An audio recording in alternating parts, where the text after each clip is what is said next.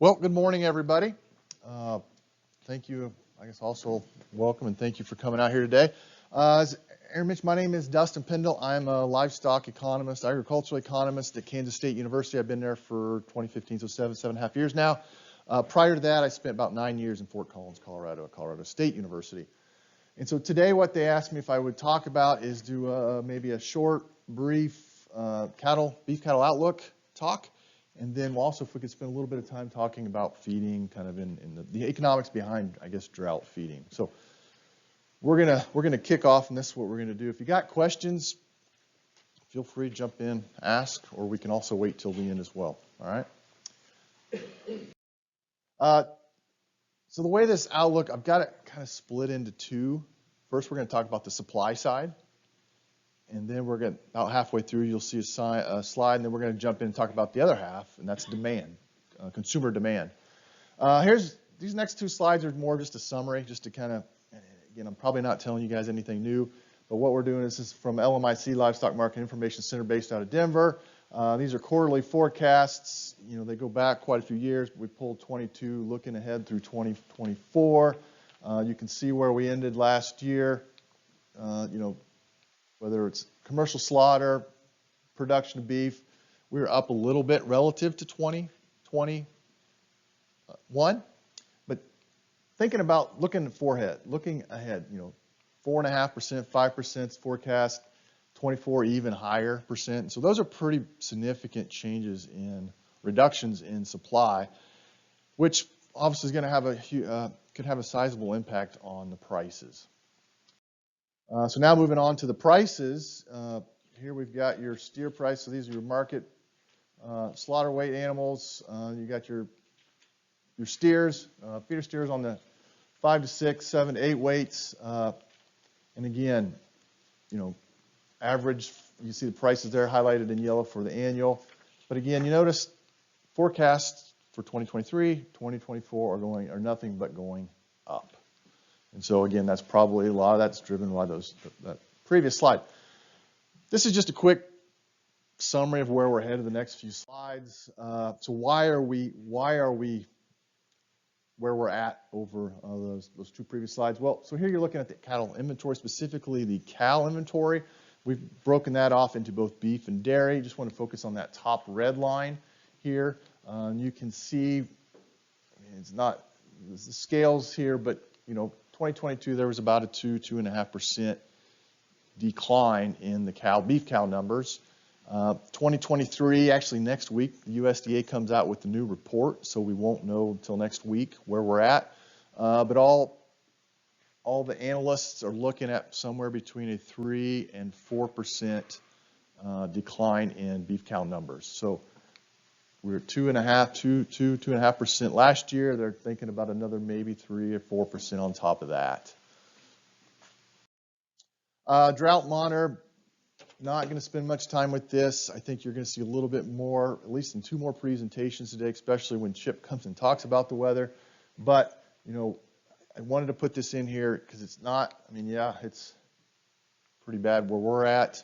I went back and looked at previous maps over the last few months. This western has changed quite a bit for the better. There was quite a bit of yellow and brown down here, but that's gone more recently. And so I don't know if that's, I mean, maybe it's just the optimistic side of Dustin coming out, but you know, hopefully things will start to look better in this like they have out in the other regions. But again, this is one of the reasons why I think when we saw those prices, what's happening here is with the reduction, liquidation of the herd.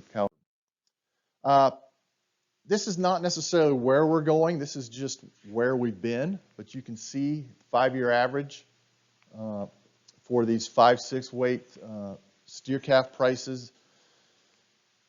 You can see where we're at last year, so quite a bit higher.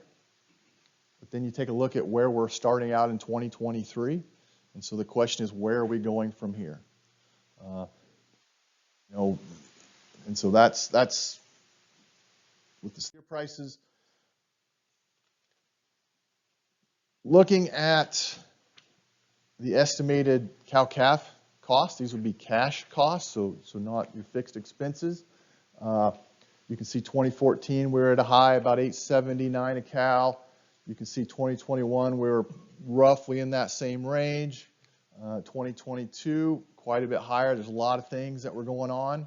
We can talk about fuel, we can talk about labor, we can talk about, we can go on and on, feed prices, etc. But take a look where they're looking at maybe even 2023. So again, the price side we saw is relative. I mean, it's been higher and potentially will go higher, but so are the costs. And so that's the other component to when we think about when the profitability. And some of the work that's been done out of K-State, 60% of the profit equation is being actually driven by the cost side, not necessarily the revenue side. And that probably makes sense, right? When we think about revenue, it's price times pounds.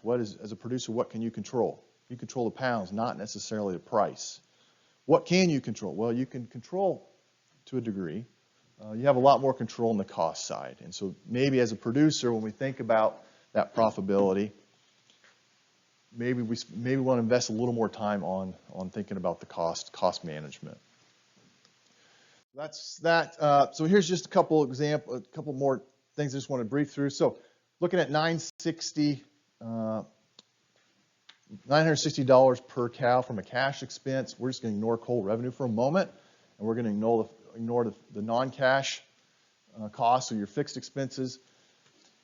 If we're looking at $960 per cow cash costs for a 600-pound calf, your break-even price is about $160 hundredweight. And we saw on the previous slide, 2 slides ago, what that price was. And I think they were, in the 190s. Now let's take a look. What if we add in those fixed costs? Went back, took a look at some of the data coming out of Kansas Farm Management Association. Now we're going to assume a $300 per cow fixed cost, non-cash cost. We'll assume a 15% coal cow revenue. Now all of a sudden that break even for that 600-pound calf is about 178. Okay, again, where we're currently at in the 190s. You can see why we look at this next slide, why we're seeing some estimated returns for those cow-calf operations, just looking at your net returns over cash. We're ignoring those fixed expenses for a moment. Last year, I think the projection was 121. Again, they're projecting for even higher prices for the coming year. Again, probably a lot of that will be driven by your those higher cow-calf, higher calf prices. So I got a colleague, you guys maybe have heard, Glenn Tonzer. He gave an Outlook talk earlier this week, and so I stole this slide from his slide deck, and I just wanted to point out one thing. This is talk for the eastern side of the state, mostly for the grass, as you can see he's pointing out here. But what he did is he went through, used beefbasis.com to take a look and said, you know what, if you're on April the 5th, if you buy a 750 pound, you're going to sell him in September at 950 pounds. You can see the average daily gain, the days on feed. Here's the expected price on April 5th, what you're going to buy. Here's that expected sell price. So that value of gain is about $215 per hundredweight, or $429 per head. So now the question is, what I think he was trying to get across was, if you think you can buy calves, run them on grass for less than $429 a head, then you should do that. What I'm showing you is not because if there's grass available. If there is grass available, there's probably going to be, because of this right here, there's probably going to be a pretty high demand for that grass. So grass is probably going to be pretty expensive as we look forward in the coming months. Don't want to spend much time here. This is just where we've been and where we're currently at today. You can see the 5-year average, that red line, where we were last year for these 7-8 weights for your feeder steer prices, and look where we're at today. And the question is, where are we going? Here's your market steers. Again, 5-year average, where we're at, where we've been last year, and then where we're at today.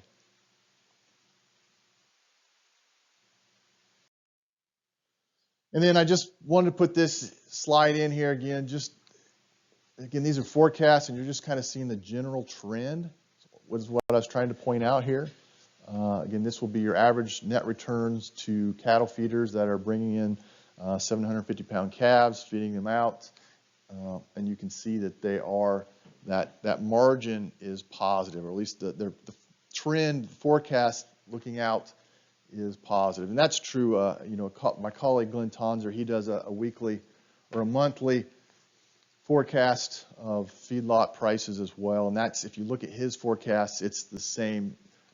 Values are a little different, maybe a little smaller, but nonetheless they're positive in that direction. And so again, if we're starting to see positive returns in the feed yard, that's going to translate all the way back down to the cow-calf sector in terms of prices. So that's just a quick summary on the supply side, where we're at, where we're headed. A lot of this probably comes back to thinking about what these next few months are going to look like from a rain perspective, in terms of, is there going to be grass? If we start to see that, people could start holding back maybe heifers. If we see that, we're going to see even more animals out of the fewer animals entering into the feedlot, which could push an upward pressure on prices potentially. So I think we could see continue upward pressure prices, in the near 2023, maybe even beyond, as we start to try to rebuild that herd. So half of the equation for when we think about prices is driven by the supply side. The other is the demand side. Glenn, my colleague, he does calculate a beef export demand index, a monthly export demand. I wanted to bring this in and just briefly mention. You can see what demand has done since 2010. I think even through 2022 as a whole, export demand was up by quite a bit, especially if you take a look on the annual. If you look at 2017, 2018, 2019, 2020, beef demand for export markets has been really, really strong. They're starting in late 2022, we started to see a decline. Why is that? There's probably a number of factors. You got the issues, the Ukraine-Russia conflict. You still got some transportation logistic issues, but then the American dollar, the U.S. dollar is becoming very strong, which is also driving a lot of that there towards the end. Through October of 2022, the U.S. Meat Export Federation estimates that for every fed animal slaughtered, export markets adds about $450 per head. So why do we talk about export demand? Because through 2022, that was adding about $450 per head sold or per head slaughtered. So again, export markets are very important, but that's only a component of it, because I think we export about 15% of our production in the U.S. The other component will be the domestic demand. Okay, and the domestic demand, we can break that out to, I'm not going to here, but we could break that into retail. So when we go to the grocery store, we buy, versus food service. Okay, and that's, over the last couple of years, that's been changing quite a bit, because 2 years ago, we didn't even go out to eat, right? And so some things have been happening there. But nonetheless, you can see, if you just beef demand in general, what's been happening since 2018, and even in 2022, through June of 2022, actually beef demand was going up. And then about June, July, we started to see a fall off of consumer demand. We'll talk about possible reasons why here in a second. We can talk about, this is the consumer price index, so inflation. You can see what's happened. So that gray bar there is a recession. That was the 2020. You can see what's been happening until recent with inflation. I think we're all aware of that. Every time you go to the grocery store, you see it. Every time you go out to eat, you probably feel it. So we've had this going on since 2020. high inflation until more recently. This is your median, this is your real wage. And you can see in 2020 until recent.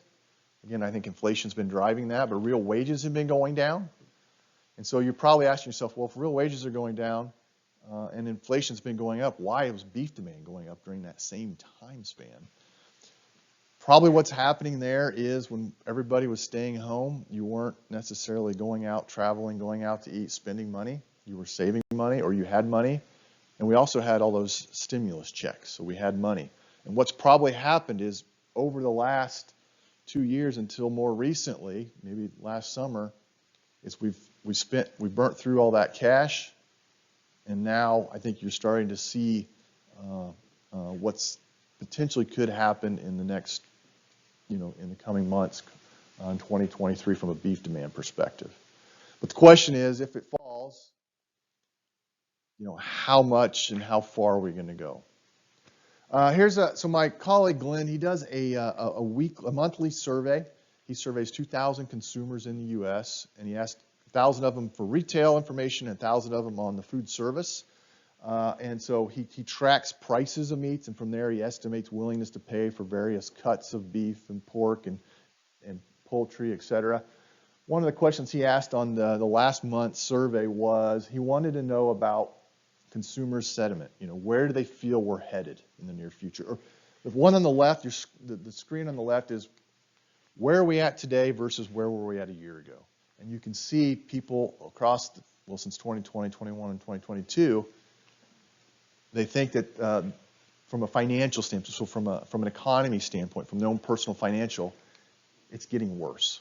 So they don't necessarily see the economy or their own financial situation improving. They see it actually going the opposite direction.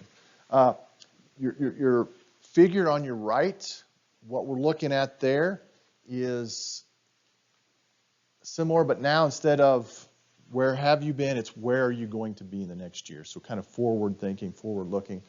And again, you can see across time, people think that they are going to be worse off in this next coming year. So maybe that also doesn't bode well for meat demand or beef demand. So just a real quick summary of that outlook. Thinking about the supply side, we've seen reduced supply. We know we're going to see more reduced supply in the coming years, probably, with the reduced herd. And when you reduce the herd, you reduce cows, you're reducing future calves. We're going to continue to see higher prices as we saw in those first two slides. From a demand standpoint, up until just this past summer, we've seen actually a really strong demand for beef, both domestically and internationally, which has helped keep those prices elevated. However, in 2022, we started to see a change, both international, probably driven by a number of reasons, but the strong U.S. dollar, and then also domestically, potentially it could have been because people have spent that stimulus money and spent through the cash, and we're starting to see weakened demand. So the question is your beef supply changing? Is that going to drive prices higher? Or how high will that beef demand be? Will that offset some of those prices?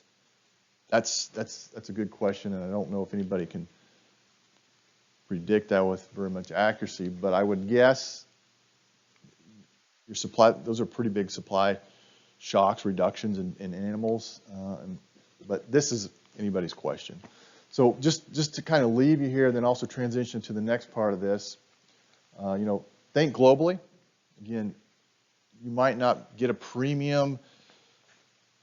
Thinking about export markets, you won't see a premium, but on average, when we got products, your offal, your tongues, your livers, it's either that ends up in a landfill, so it's got to pay somebody to take that, or we send that overseas and somebody buys that. And so think globally, just keep aware of what's going on with the conflicts that do have impacts on fertilizer, fuel prices, et cetera, that does have an impact on you. But try to manage locally. And by that, what I'm referring to is what can you control? You can control your own individual operation, the cost side, and things like that. And so when we think global, but manage locally, let's talk about the manage locally, and that is the drought. And thinking about just some of the economics behind that. This first slide here is just looking at, I believe this is the Great Plains region, looking at the range of pasture conditions. Again, nothing that you guys probably don't already know, but I wanted to put this here just to kind of kickstart this. You can see the 5-year average, where we were last year versus where we are today. When we think about this, I hope you have a drought management plan in place. I hope you have something that you've thought through, and the things that a management plan should probably include would be adjusting livestock inventory, and we'll talk a little bit about that. Comment about existing forages, talk about maybe alternating some feed opportunities, and then the thing I just wanted to put in here, we tend to stress this quite a bit when we do some talks, is work with your management team. And who is your management team? We hope you have a lender. We hope you work with them and you not just go visit them once a year, basically when you're needing to get a new operating loan. Keep them apprised. Visit with them, on a semi-regularly basis, maybe a quarterly visit just to keep them in tune. I threw in an accountant here.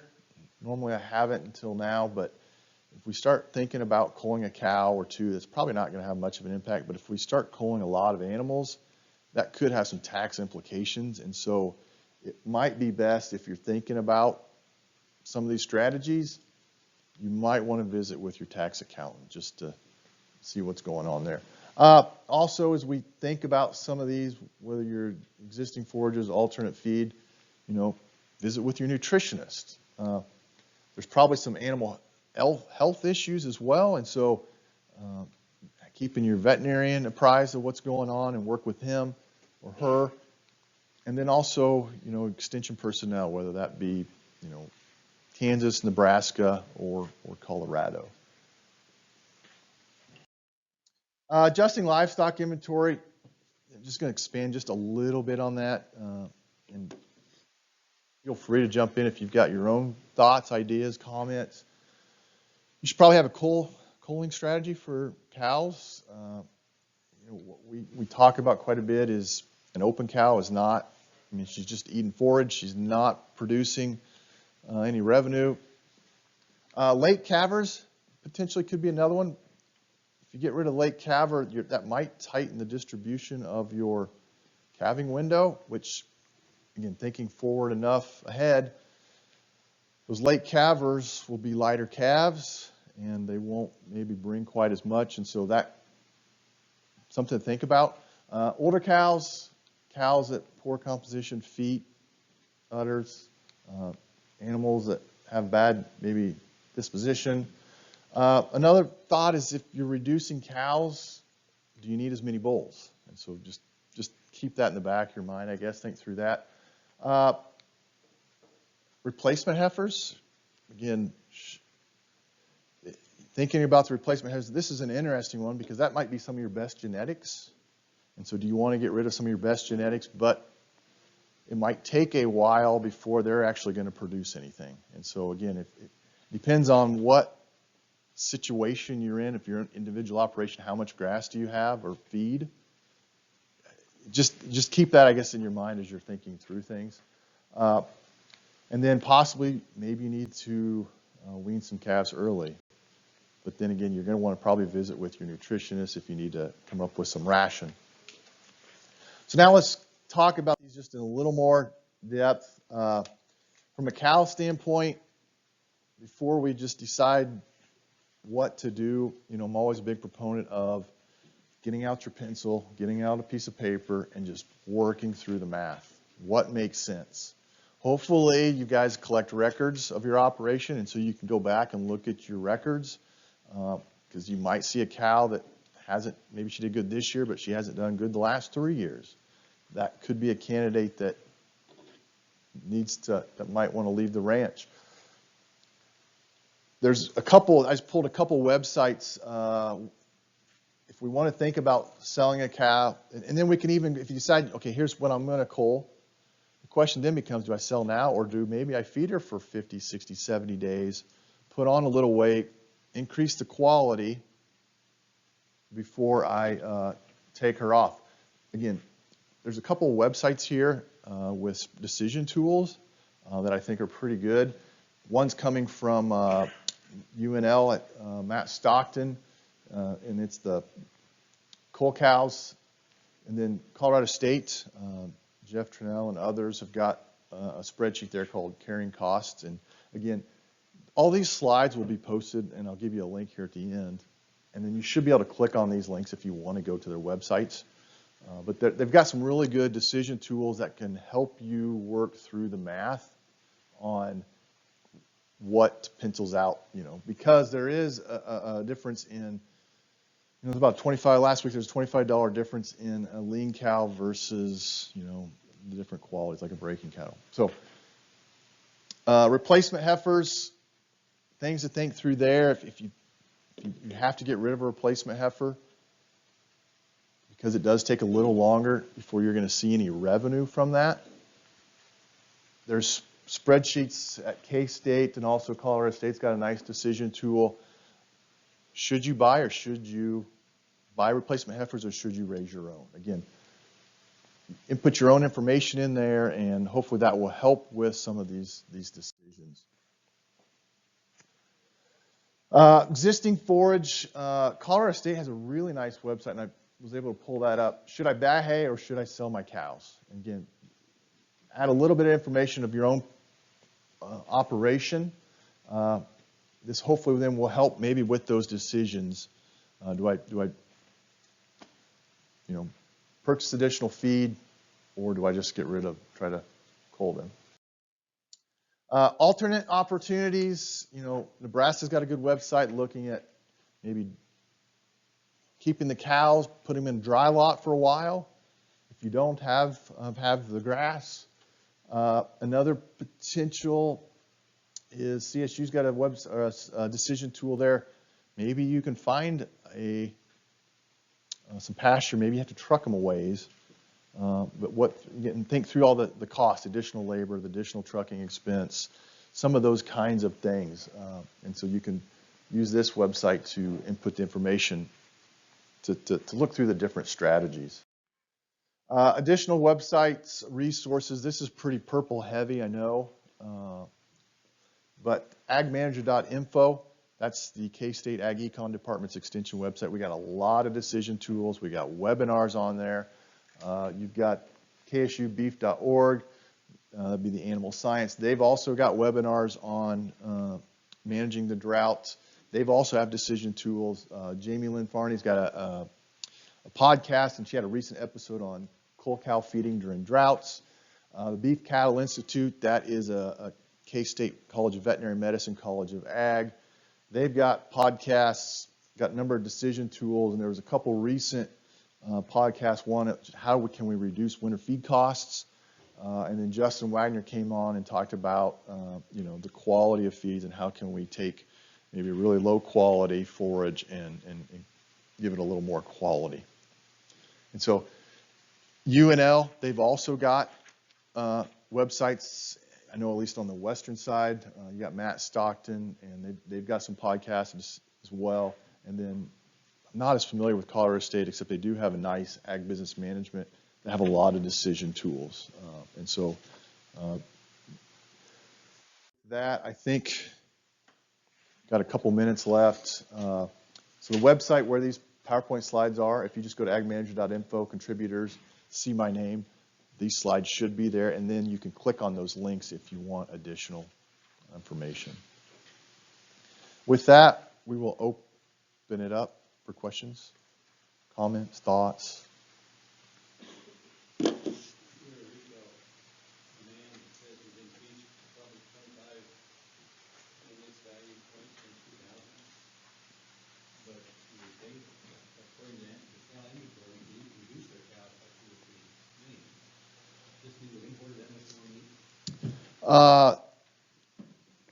You know, I haven't looked at the numbers recently, but we do import quite a bit. It's very specific what we import though. It's lean ground hamburger or lean ground meat that we will mix with our hamburger to get that right blend.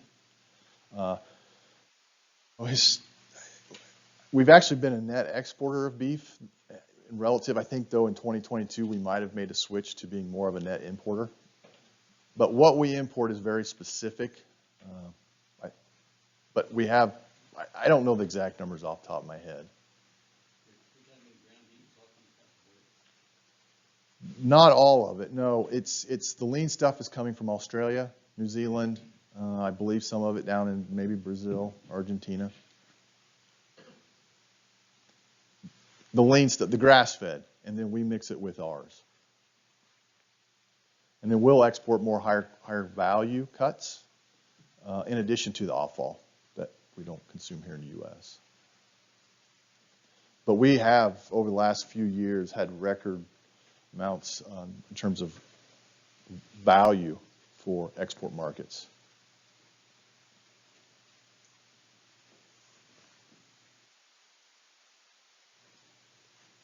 I think we got time maybe for one quick question. Yeah, you know, that's a good point, Sandy. During that same time, if you take a look at carcass weights, they have been going up as well. So head have been shrinking, yes, but we've also had much heavier cattle as well. That's a good point.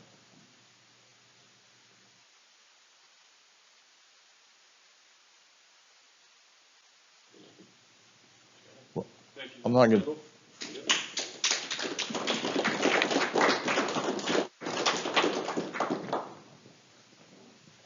So I muted that. Okay. You're down to 2/3 battery.